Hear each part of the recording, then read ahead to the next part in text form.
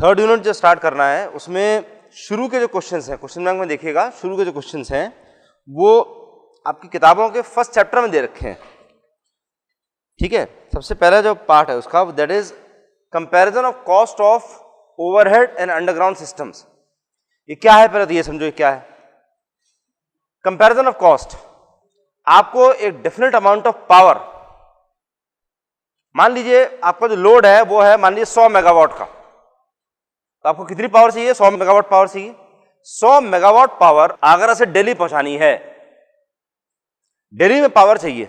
आगरा में आपका सबस्टेशन है, आगरा से दिल्ली आपको 100 मेगावाट पावर पहुंचानी है। इसका मतलब क्या है कि जितनी पावर पहुंचानी है वो आपको पता है, 100 मेगावाट पावर पहुंचानी है। आपको यही पता है कि इतना डिस्टेंस है, 200 किलोमीटर का डिस्टेंस है, इतने दूर आपको पावर पहुंचानी है। अब आप ये मान के चल लेंगे जितना लाइन लॉसेस है, जितना लाइन यहां से वहां तक जितनी लंबी लाइन लगा रखी है उसके अंदर लॉसेस बराबर होंगे। लॉसेस भी आपने ये मान लिए कि हर तरह से लॉसेस उतने के उतने ही होने। मान लीजिए ये आपको पता है कि 100 मेगावाट आप भेज रहे हैं तो से 1 मेगावाट लॉस हो जाएगा। बहुत हेवी ड्यूटी आपने लॉसेस मान लिए, 1 मेगावाट की पावर खत्म हो जाएगी, वेस्ट चली जाएगी, 99 मेगावाट से पहुंच पाएंगे। इतनी ये 3-4 चीजें आपने मान ली। अब आप उस पावर को यहां से वहां तक कैसे पहुंचाएंगे? डीसी सिस्टम यूज करेंगे कि सिंगल फेज एसी यूज करेंगे, कि 2 फेज एसी यूज करेंगे, कि 3 फेज एसी यूज करेंगे।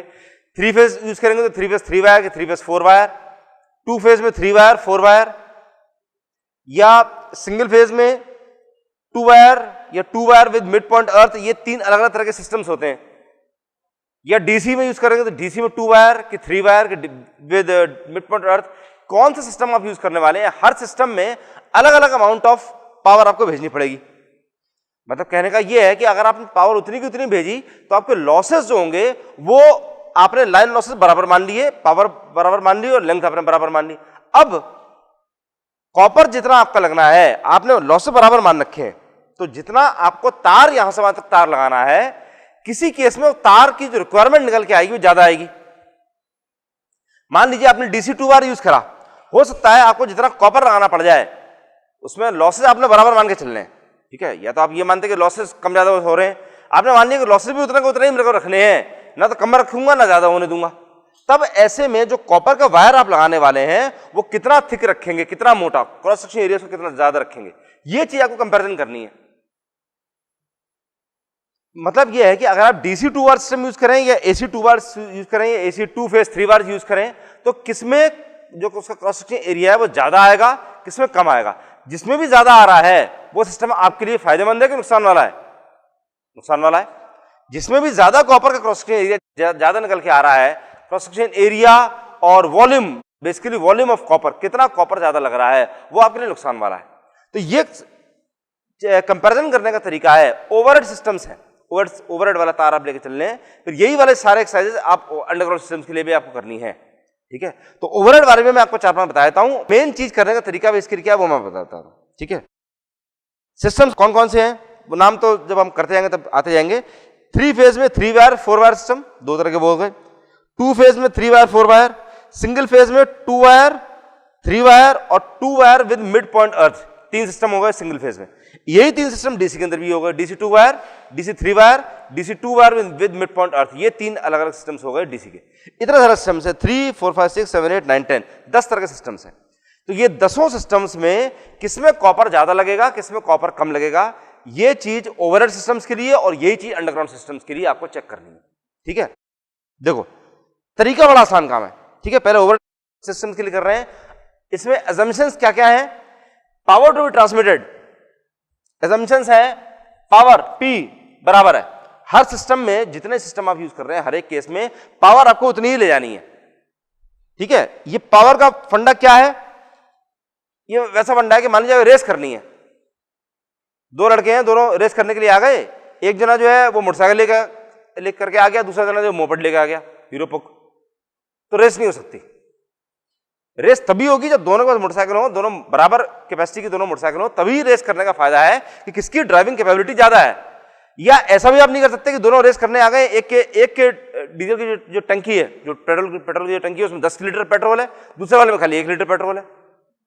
तो ऐसे में उसको जीता हुआ नहीं माना जाएगा। अगर वो 1 लीटर 30-40 किलोमीटर गया, जाके उसकी मोटरसाइकिल बंद हो गई। तो ऐसा नहीं कि दूसरा वाला जीत गया, ऐसा नहीं है, ठीक है। तो कुछ चीजें मिनिमल बराबर मान के चलनी पड़ेगी कि सबके पास बराबर है। तो उसी तरह से हम ये मान के चल रहे हैं कि जितनी पावर ट्रांसफर करनी है that is P watts. P watts हर एक केस में है। इसके अलावा डिस्टेंस इज एल मीटर्स, वो हर एक केस में बराबर है। डिस्टेंस आगरा से लेकर दिल्ली तक ही पावर आपको ट्रांसफर करनी है। ये नहीं कि एक सिस्टम के लिए आपने आगरा से दिल्ली निकाल दिया, दूसरे के लिए आगरा से मथुरा निकाल दिया और फिर कह दिया आगरा से मथुरा वाला सिस्टम ज्यादा एफिशिएंट है। ऑब्वियसली बेकार हो जाएगा। डिस्टेंस सेम होना चाहिए। लाइन लॉसेस डब्ल्यू वॉट्स ये सब हर जगह सेम है। लाइन लॉसेस आपने बराबर मान के चलिए, तभी आप क्रॉस सेक्शन एरिया किसी का बड़ा किसी का छोटा निकल के आने वाला है। और तीसरा है मैक्सिमम वोल्टेज टू अर्थ, यानी कि कंडक्टर में और अर्थ में जो वोल्टेज है वीएम, वो वीएम भी सबका सेम है। द ओनली डिफरेंस है, ये याद रखिएगा, जब आप अंडरग्राउंड सिस्टम्स के लिए ये वाला डेरिवेशंस करेंगे, अंडरग्राउंड वाले तो पूरी तरह से आप ही करेंगे, अंडरग्राउंड में वीएम की जो वैल्यू है that is not conductor to earth, that is conductor to conductor. Conductor से कंडक्टर तक का वोल्टेज वीएम है, वो हर एक केस में सेम माना जा रहा है, ठीक है। ओवरहेड सिस्टम्स के लिए वीएम कंडक्टर से अर्थ तक का सेम माना जा रहा है। अब तरीका देखो इसके लिए क्या है। सबसे पहले DC two wire system, number 1 DC two wire. इसमें क्या हो रहा है, ये आर्मेचर है, ये गया, यहां से यहां तक वोल्टेज है वीएम, पावर कितनी ट्रांसफर हो रही है पी वॉट्स, करंट इसके अंदर गई मान लीजिए I1, ये पॉइंट आपने अर्थ कर रखा है, ठीक है। पी पावर ट्रांसफर कर रहे हैं, वोल्टेज की वैल्यू वीएम है और करंट की वैल्यू I1 है, तो I1 की वैल्यू कितनी हो जाएगी पी और वीएम के टर्म्स में, P upon VM, P equal to VI, DC case में तो पी इक्वल टू वीआई होता है। So I1 is equal to P upon VM, इतना एम्पियर आ गया। I1 अगर निकल गया तो लाइन लॉसेस की वैल्यू कितनी हो जाएगी, line loss I square R loss, एक तार ये रहा एक तार ये रहा, कितना लॉस हो जाएगा 2I1 square R. So total line loss that is equal to W, that is equal to 2I1 square R1 मान के चलेंगे। क्यों, क्योंकि हर एक केस में रेजिस्टेंस कम ज्यादा आएगी। रेजिस्टेंस कम ज्यादा क्यों आएगी, क्योंकि हर एक केस में कंडक्टर का जो साइज है, थिकनेस, क्रॉस सेक्शन एरिया, वो किसी में कम आएगा किसी में ज्यादा आएगा। इसका मतलब जिसमें कम ज्यादा आएगा उसमें R1 की वैल्यू कम ज्यादा हो जाएगी। तो W की वैल्यू इतनी निकल के आ गई, तो W is equal to this. मैं सीधा ये रख देता हूं W की वैल्यू, जिससे दिखने में आसानी हो जाएगी। So W is equal to 2I1 square R1, I1 square R1, W ये हो गया। W के बाद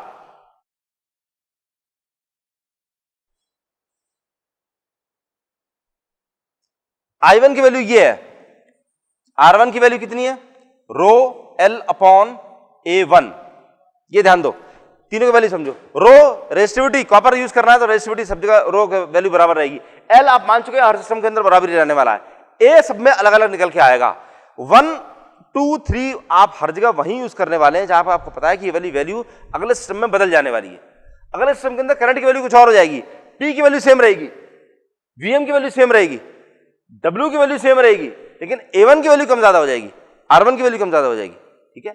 तो अब I1 की वैल्यू और R1 की वैल्यू अगर आप इसके अंदर रख दें तो आपको क्या मिलता है 2P square upon VM square into rho L upon A1, इसकी ये वैल्यू होगी W के बराबर, ठीक। प्रोसीजर याद कर लीजिए, बड़ा सिंपल सा है। I1 की वैल्यू निकाल दीजिए P और VM के टर्म्स में, R1 की वैल्यू को पता ही है रो L अपॉन A1, ये दोनों वैल्यूज W के वैल्यूज में रख दीजिए। हर एक केस में W की वैल्यू 2I1 स्क्वायर R1 नहीं आएगी, हर एक केस में I1 की वैल्यू P अपॉन VM नहीं आएगी। यही अगर AC सिस्टम होता तो I1 की वैल्यू कितनी आती है यहां पे P upon VM cos phi, ठीक है, cos phi की वैल्यू भी आ जाती है इस तरह से। अगर ये हो गया तो इसमें A1 की वैल्यू निकाल सकते हो, A1 is equal to this upon W, ठीक, उल्टा कर दिया, A1 इधर ले गया W इधर ले गया। क्लियर है यहां तक। तो पहले आपने I1 निकाला है, W निकाला है, A1 निकाला है, ये 3 स्टेप याद करिए, I1 W A1, ये 3 चीजें निकाल ली। अगर A1 की वैल्यू मिल गई, अब वॉल्यूम ऑफ कॉपर, वॉल्यूम कितना चाहिए होगा आपको, क्रॉस सेक्शन एरिया की वैल्यू आ गई, क्रॉस सेक्शन एरिया इतना चाहिए आपको, लेंथ आपको पता है L है, L इंटू A1, एक तार का क्रॉस सेक्शन एरिया A1 है और लेंथ की वैल्यू L है, टोटल आपको कितना वॉल्यूम चाहिए होगा? 2 into A1 into L। A1 into L एक तार के लिए, A1 इंटू L दूसरे तार के लिए, तो टोटल वॉल्यूम कितना हो जाएगा? 2 इंटू A1 इंटू L।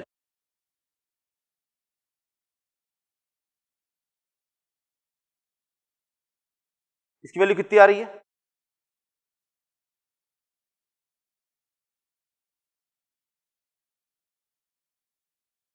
इसकी वैल्यू आ रही है this multiplied by A1 into L ना, 2 into A1 into L, 2 to 4 P square rho L square, तो that is V is equal to 4 P square rho L square upon WVM square into A, 2 A1 into L। ठीक है, 2 A1 into L, ये आ गया। ठीक, ये आ गया DC two wire system के लिए। Let us say this is equal to K, ये K है। अब DC two wire system, DC two wire with mid point ground earth, इसमें क्या हो रहा है? इसमें ये तरीका है,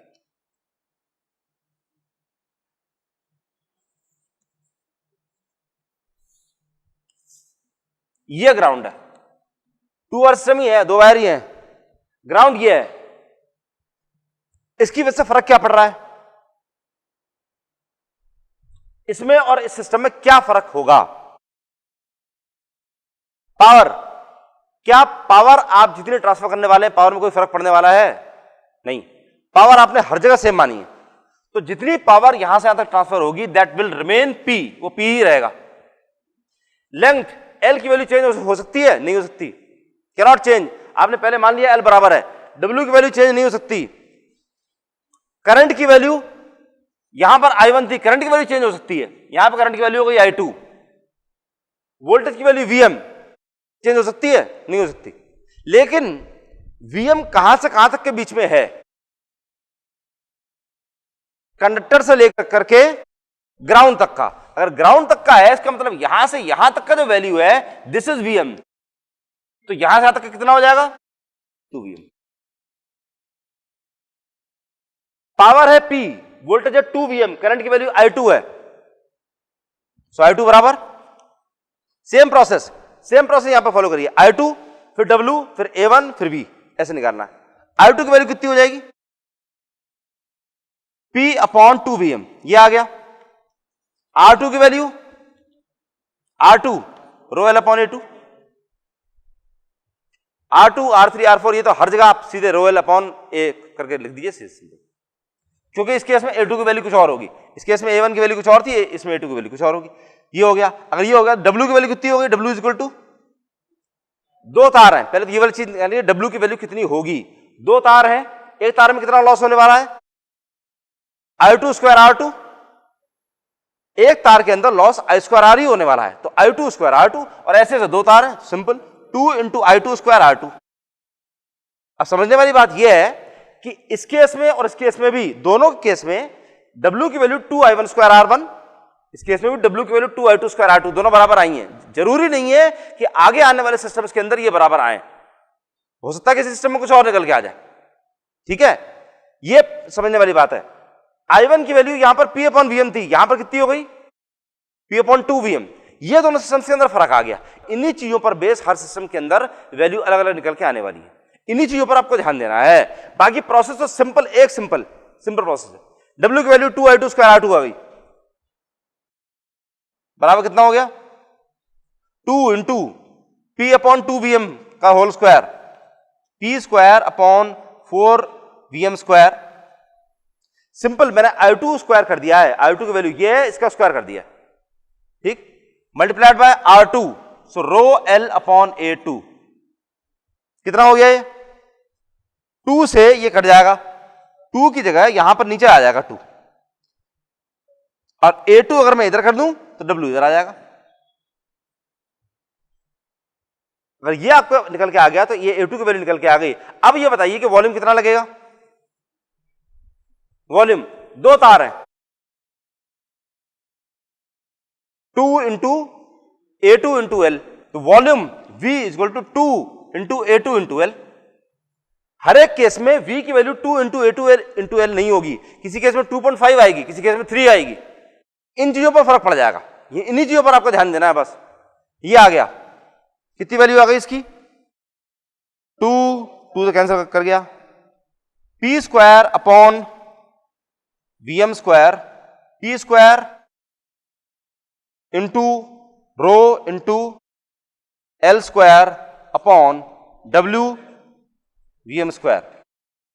इतना आ गया वॉल्यूम की वैल्यू है। इसमें जो आई थी उसके हिसाब से इतनी आई है। कितनी हो गई? अगर ये K था तो अब ये कितना हो गया? K by 4 which is equal to K by 4 which is equal to 0.25 K।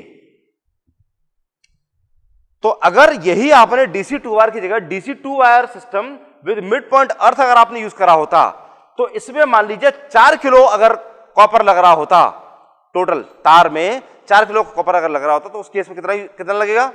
1 kilo. ये दोनों में डिफरेंस है। थर्ड वाला देखिए, DC 2 wire system with mid point अर्थ ऐसा ही होता है। उसमें मिड पॉइंट को आप अर्थ करते हैं, this is the way the system is. ये स्टैंडर्ड सिस्टम है। करंट की वैल्यू कितनी हो जाएगी? करंट की वैल्यू इस केस में थी P बाय 2 VM, इस केस में थी P बाय VM। करंट की वैल्यू डेफिनेटली कम हो गई इसमें, ठीक, आधी हो गई, लॉस कम हो गई। इसी वजह से आपको इसमें कॉपर की वैल्यू कितनी कम हो गई है। थर्ड सिस्टम देखिए, थर्ड सिस्टम है DC 3 wire system. 3 wire system, ये सिस्टम कैसा है? ये है, ये है, ये वाला अर्थ क्या हुआ है?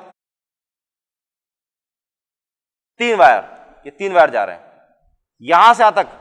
पावर की वैल्यू कितनी होगी? पावर की वैल्यू P से कम या ज्यादा हो सकती है? नहीं हो सकती। This will be P। Voltage कितना होगा यहां से यहां तक का? 2 VM। कंडक्टर से लेके अर्थ तक का जो वोल्टेज है दैट इज VM, ये VM है, तो इसका मतलब यहां से यहां तक का 2 VM रहेगा। करंट का नाम क्या हो जाएगा?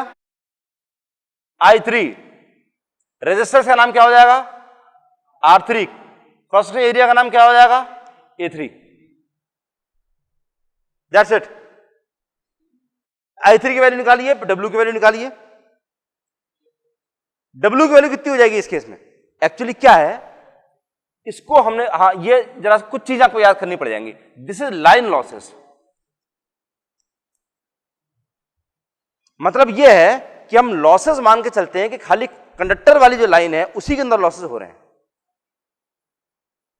न्यूट्रल वाली जो लाइन जा रही है, ग्राउंड वाली लाइन, उसके अंदर लॉसेस नहीं हो रहे, खाली उसमें कॉपर लग रहा है, लेकिन उसके अंदर लॉसेस नहीं हो रहे। सारे लॉसेस हम उसके अंदर मान के चलते हैं, तो W की वैल्यू उसके इसमें भी 2 इंटू I3 स्क्वायर R3 ही रहेगी। क्लियर है ये वाला पॉइंट? ये कुछ चीजें आपको याद करनी पड़ेगी, याद कर लीजिए। एक तार की आपने रेजिस्टेंस निकाली है, तो एक तार में लाइन लॉस कितना हुआ? I2 square R2। और ऐसे से 2 तार है तो 2 इंटू I2 स्क्वायर R2, ये वाला नंबर दिया। L की वैल्यू सेम है, वो L कंपेंसेट यहां पे हो रहा है कि आपने पूरे तार में जितना लॉस हो रहे थे दैट इज कंपेंसेटेड इन 2। तो इस केस में क्या है? उस केस में भी W की value 2 into I3 square R3 ही रहेगी। द ओनली डिफरेंस इज कि जब आप वॉल्यूम निकालेंगे तो volume 2 into A3 into L के बजाय 2.5 हो जाएगा। 2.5 क्यों? क्योंकि ये स्टैंडर्ड तरीका है कि इसमें इनका जो भी क्रॉस सेक्शन एरिया है कंडक्टर्स का, उसके कंपैरिजन में ग्राउंड वाले वायर का डायमीटर हम आधा मानते हैं, क्रॉस सेक्शन एरिया आधा मानते हैं। तो 1 + 1 + 0.5 बराबर हो गया 2.5। तो खाली इसमें और इसमें खाली इतना फर्क पड़ने वाला है कि वॉल्यूम में खाली आप 2.5 A3 इंटू L यूज करेंगे, दैट्स ऑल। जल्दी से निकालिए K के टर्म्स में कितना निकल के आ रहा है। K की वैल्यू जो थी that was 4P square rho L square upon W VM square, ठीक है। अब यहां पर आप देखिए तो यहां पर वैल्यू कितनी आ रही है? P square rho L square upon W VM square. तो आप बेसिकली करिए ये वाला काम कि this thing divided by K, इसको K से डिवाइड कर दीजिए, खाली ये वाला काम करना है। इस पूरी चीज को K से डिवाइड कर दीजिए, जो भी वॉल्यूम की वैल्यू आया करे। K की वैल्यू आपको पता है, K की वैल्यू कितनी होती है? देखो यहां पर वॉल्यूम की वैल्यू लेट अस से V2 की वैल्यू आई P square rho L square upon W VM square. पिछले केस में जो K की वैल्यू थी, K was coming out to be 4P square rho L square upon W VM square. So this divided by this, इस पूरी चीज को इससे डिवाइड कर दीजिए, this divided by this, divide कर दो। डिवाइड करने के बाद में बेसिकली आपको क्या मिल जाएगा, 1/4। दिस डिवाइडेड बाय दिस, जो भी वॉल्यूम की वैल्यू आ रही है, दिस डिवाइडेड बाय द के अगर आप कर लेंगे तो आपको के टर्म्स मिल जाएगा, कितने टाइम्स के आ गया। So this was DC 3 bar system, और इसकी डीसी 3 बार सिस्टम की जो वैल्यू है वो निकल के आती है 0.3125 के, 0.3125 के, ये वैल्यू निकल के आती है डीसी 3 बार। ठीक है, अब यहां पर आइए single phase 2 wire, single phase 2 wire.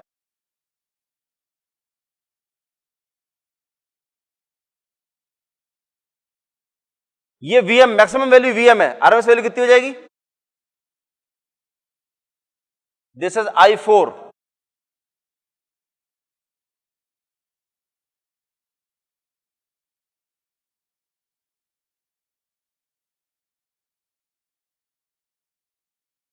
निकालिए। R4 equal to rho L upon A4, I4 W A4 V, निकालो जल्दी से, कितना निकल के आ रहा है।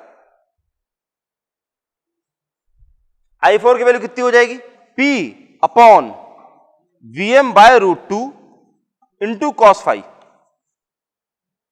नहीं सॉरी cos फाइव डिनोमिनेटर में तो आ रहा है, ऊपर कहां जा रहा है, cos फाइव। ये हो गई वैल्यू I4 की, I4 is this much. R4 की वैल्यू रो एल अपॉन A4 है, W निकालिए, A4 निकालिए, V की वैल्यू कितनी होगी, V की वैल्यू वॉल्यूम, W की वैल्यू कितनी होगी, दो तार हैं, कितने लॉस होंगे, I4 और R4 अगर आपको दे रखा है तो W की वैल्यू कितनी होगी, 2 into I4 square R4, I square R loss इसके अंदर भी होगा, I स्क्वायर R लॉस इसके अंदर भी होगा, तो simple 2 into I4 square R4। Volume की वैल्यू कितनी होगी, 2 into A4 into L, 2 into A4 into L, निकालो जल्दी से वॉल्यूम की वैल्यू कितनी आ रही है। प्रोसेस अगर आपको समझ में आ गया और अगर याद हो गया तो बड़ा आसान है, प्रोसेस याद हो जाना चाहिए। उसके बाद में आपको दिमाग जो लगाना है वो खाली इसमें लगाना है कि W की वैल्यू कितनी आएगी, दो तार हैं तो 2 इंटू I4 स्क्वायर R4 होगा, वॉल्यूम की value 2 into A4 into L हो जाएगा, सिंपल। अगर 3 तार होते तो जो भी कंडक्टर होता वहां पर हम लॉसेस मानते, अर्थ वाले में लॉसेस नहीं मानते, और अर्थ वाले का डायमीटर यानी क्रॉस सेक्शन एरिया वो इस वाले का आधा मानते। ये कुछ फिक्स चीजें इस तरह से आप कर देना, बस ये। अगर आपने ये सारे स्टेप बैठ के रटने की कोशिश कर दी तो 10 और 10 20 सिस्टम के अगर आपने रटने की कोशिश करी पूरी तरह से कंफ्यूज हो जाओगे। इसमें इसकी वैल्यू आएगी 2 upon cos square phi into K, ये वैल्यू आएगी V की, ठीक है। सो इसकी वैल्यू आ रही है 2 अपॉन कॉस स्क्वायर फाई। इसी तरीके से मैं 2-3 वैल्यूज लिख देता हूं, मैं लिख ले रहा हूं क्योंकि आप लोग सॉल्व करिए। किताब के अंदर तो सारे डेरिवेशन दे ही रखे हैं, किताब में से अगर आपने पढ़ दिया तो उससे फायदा कुछ नहीं होगा, करना नहीं आ पाएगा, एग्जाम के अंदर गड़बड़ हो जाएगी। तो 2 wire system with mid point earth, AC 2 wire system with mid point अर्थ और AC 3 वायर सिस्टम, इन दोनों की जो चीजें हैं, जो वैल्यूज हैं वॉल्यूम की वैल्यू, एक की आएगी 0.5 के अपॉन कॉस स्क्वायर फाई, और तीसरे वाले का आ रहा है 0.625 K upon cos square phi. This is for 2 wire system with mid point earth, this is for 3 wire. ये 3W के लिए है, ये 2 wire with mid point earth, ठीक है। अंडरग्राउंड में खाली इतना डिफरेंस होगा कि ये तो VM है ही, इस केस में मान लीजिए ये वाला सिस्टम आता है 2 वायर विद मिड पॉइंट अर्थ, तो इसमें जो आपने 2 VM लिया था इसकी वैल्यू कितनी हो जाएगी VM, क्योंकि आपने इसमें यह माना है कि Vm की जो वैल्यू है वो सब जगह सेम है, from conductor to conductor, not conductor to earth. तो इस केस में इसकी वैल्यू Vm हो जाएगी, उस केस में भी वैल्यू Vm हो जाएगी, इस तरह से उसमें फर्क पड़ जाएगा। ठीक है।